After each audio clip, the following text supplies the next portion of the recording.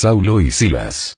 En la narración de la historia de la Iglesia tiene que hacerse alusión a estos personajes, pues influyeron en la formación de grupos que más tarde llegaron a integrarse a la Iglesia Evangélica Cristiana Espiritual. Los verdaderos nombres de ellos fueron: el de Saulo, Antonio Muñoz, y el de Silas, Francisco Flores. El primero originario de Chalchihuite, Zacatecas, y el segundo, de Villa del Nombre de Dios de Durango.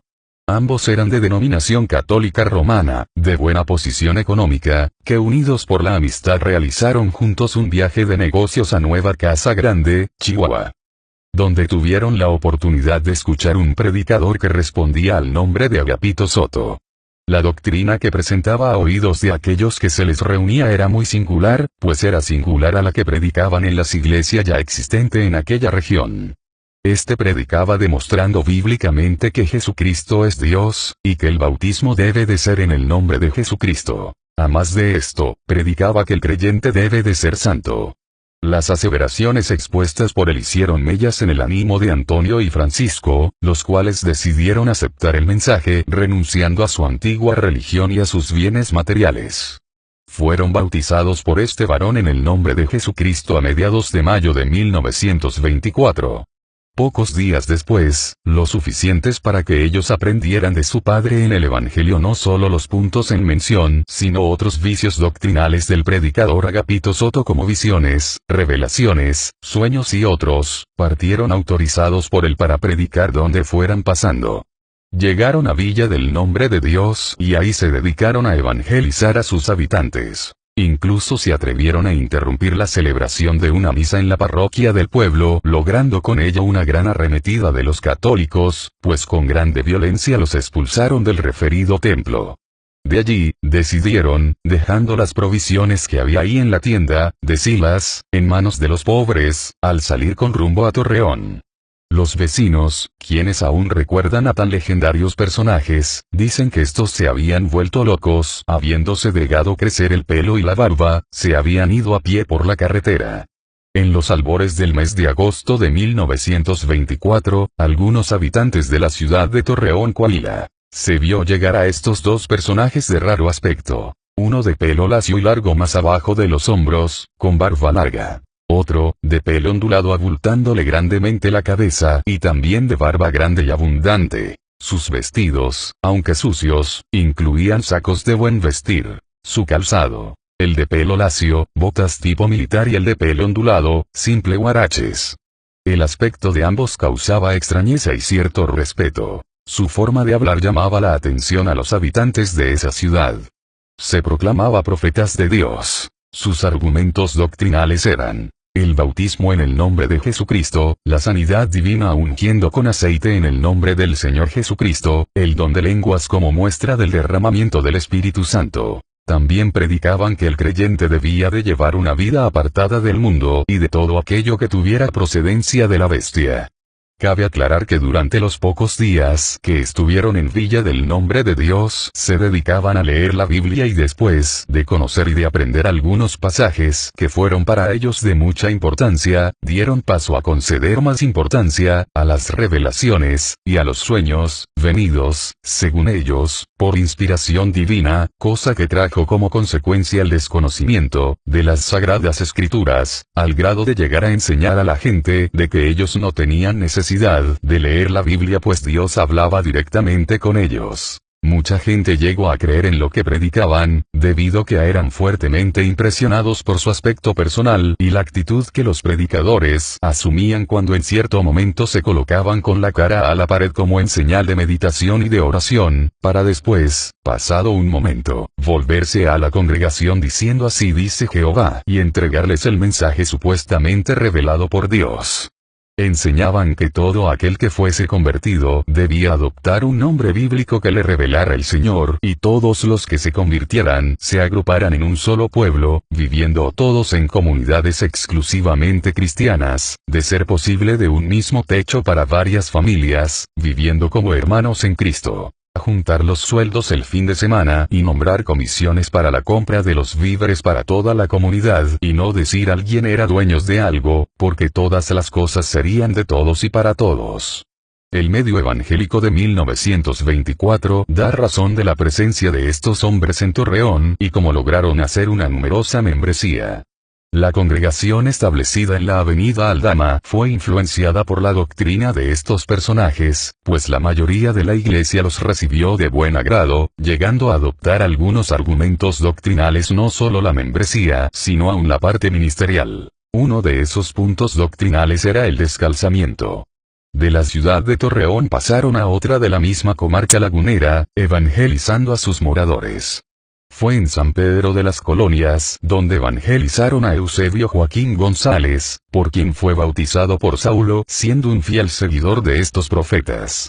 En presencia de Catarino Ortiz, Francisco Borrego, y Alfonso Esqueda, Saulo, levantando en alta voz dijo a Eusebio: no se llamará más tu nombre Eusebio, sino que Aarón será tu nombre. Desde entonces estuvo al servicio de ellos, ayudándoles en lo que necesitaban.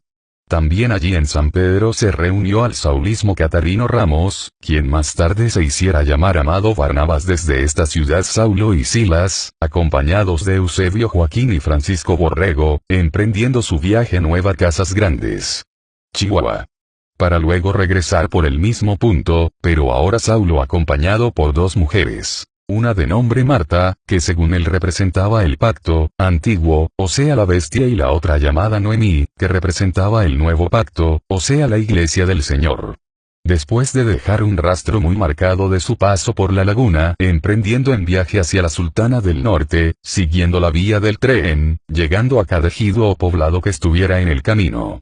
En ese viaje les acompañaba Eusebio Joaquín y su esposa. Cuando llegaron a Monterrey, empezaron a evangelizar, la gente los recibía con gran admiración, pues les impresionaba grandemente su aspecto exterior, a grado tal que hasta empresarios del lugar les brindaron toda clase de facilidades y apoyo económico. Entre ellos, el entonces dueño de Salinas y Rocha. De esta forma se establecieron al oriente de la colonia obrera, donde llegaron a reunir una membresía de aproximadamente 100 personas. El punto de preciso de reunión fue entre la calle Carlos Salazar y Batallón de San Blas, teniendo como referencia un gran árbol conocido como el Sabino Gordo. A estos predicadores creyeron familias enteras, como la familia Rodríguez Peña, la familia Jiménez, Alvarado Roque, Alemán y otras. En el mes de diciembre de 1926 el movimiento saulista se vio interrumpido en sus planes de expansión debido a la presencia de Irineo Rojas Castillo, quien tomó las riendas del grupo, obligando con ello a los dos profetas a abandonar el lugar. Saulo y Silas salieron a Tampico para entrevistarse con Catarino Ramos, compañero de ellos, el cual se encontraba misionado en la iglesia del Golfo. Allá también realizaron obra de evangelismo, pues Saulo logró bautizar a más de 50 personas, entre las cuales se encontraba Próspero Ortiz. A su regreso a Monterrey ya no fueron recibidos por el grupo, pues ya tenían un nuevo pastor, y era el hermano José Rivera Cristián, a quien habían conocido siendo pastor en San Pedro de las Colonias. Al no ser admitido por el grupo, se trasladaron a la Colonia Moderna y después a Ciudad Anáhuac, Nuevo León, donde lograron reunir un buen grupo de miembros. Allí establecieron la vida en comunidad, adquiriendo un galerón en el cual donde vivían cerca de 10 familias bajo el mismo techo. Tenían una administración común, pues cada fin de semana los jefes de familia reunían los dineros y los entregaban a Saulo, el cual administraba ese dinero para los víveres que tendrían que comprarse para toda la comunidad. Aunque Saulo predicaba una vida de santidad en los creyentes, no era así la práctica para su propia vida. Sus actividades pecaminosas, como eran el adulterio y la fornicación, comenzaron a hacer decaer la imagen del predicador. Se conoce de fuente fiel, que Saulo tenía la costumbre de hacer saber a los esposos que por designios de Dios sus mujeres debían de cohabitar con él, lo que lograba sin resistencia alguna.